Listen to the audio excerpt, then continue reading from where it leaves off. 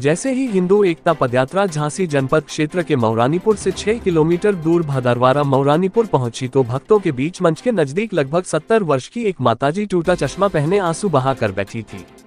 बागेश्वर बालाजी पीठाधीश्वर भोजन उपरांत जैसे ही भक्तों से मिलने मंच पर पहुंचे वह राष्ट्रीय हिंदू एकता पदयात्रा के बारे में बोल रहे थे। उनकी निगाहें एक शबरी माता की तरह एक वृद्धा महिला पर पहुंची जो कि रो रही थी। चश्मा टूटा था। वह बहुत ही छोटे परिवार से होने के कारण और आर्थिक रूप से बहुत ही गरीब थी। उसके पास चश्मा खरीदने के लिए आर्थिक अभाव था, लेकिन आत्मा से भक्तिमय थी और वह 5 वर्षों से बागेश्वर बालाजी पीठाधीश्वर पंडित श्री धीरेन्द्र कृष्ण की चर्चाएं गांव में अपने नातियों बच्चों से पुरुष महिलाओं से सुनकर मिलने के लिए व्याकुल थी। महाराज ने उस महिला को अपना उद्बोधन रोककर अपने मंच में आयोजन समिति से कहा कि मंच के बाहर जो माताजी बैठी है उनको मंच पर लाया जाए। वह बहुत ही परेशान है और वह हमसे मिलने के लिए बेताब है। 4 लोगों ने दादी माता को मंच पर चढ़ाया। दादी माँ महाराज के गले से लिपट कर रोने लगी और महाराज के भी आंसू झलकने लगे।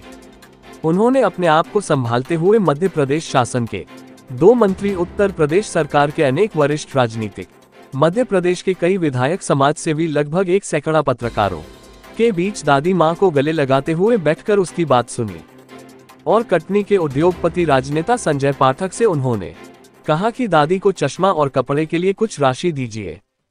उन्होंने 50,000 की गड्डी निकालकर महाराज के हाथ में रख दी, लेकिन दादी माँ रुपए लेने से मना करती रही। जब बागेश्वर बालाजी पीठाधीश्वर पंडित श्री धीरेन्द्र कृष्ण शास्त्री जी ने अपने सिर पर हाथ रखकर सौगंध दिलाई तो माताजी ने मात्र 5,000 रुपए ही स्वीकार किए, बाकी रुपए वापस कर दिए और आशीर्वाद दिया कि बेटा हम सब छोटे परिवार के हैं, आज हमारा जीवन धन हो गया, आप हमें भगवान के रूप में मिले और अपने गले लगाया। इस कलयुग में निश्चित रूप से ईश्वर साक्षात दर्शन देने वाले हैं। मेरी मनोकामना आज पूर्ण हो गई। 5 वर्षों की मेरी लगन तपस्या सफल हो गई। हमारा आशीर्वाद है तुम्हारी यात्रा मंगलमय हो, सफल हो। लगभग 50 से 60,000 भक्तगण भंडारा मैदान में उपस्थित महाराज के दर्शन कर रहे थे। इस दौरान जनमानस की आंखों में भी मानवता, ईश्वर प्रेम और बागेश्वर बालाजी पीठाधीश्वर पंडित श्री धीरेन्द्र कृष्ण शास्त्री जी की हृदय की विशालता, मानवता, राष्ट्रीय एकता, अखंडता, सहिष्णुता, समरसता और समाज के प्रति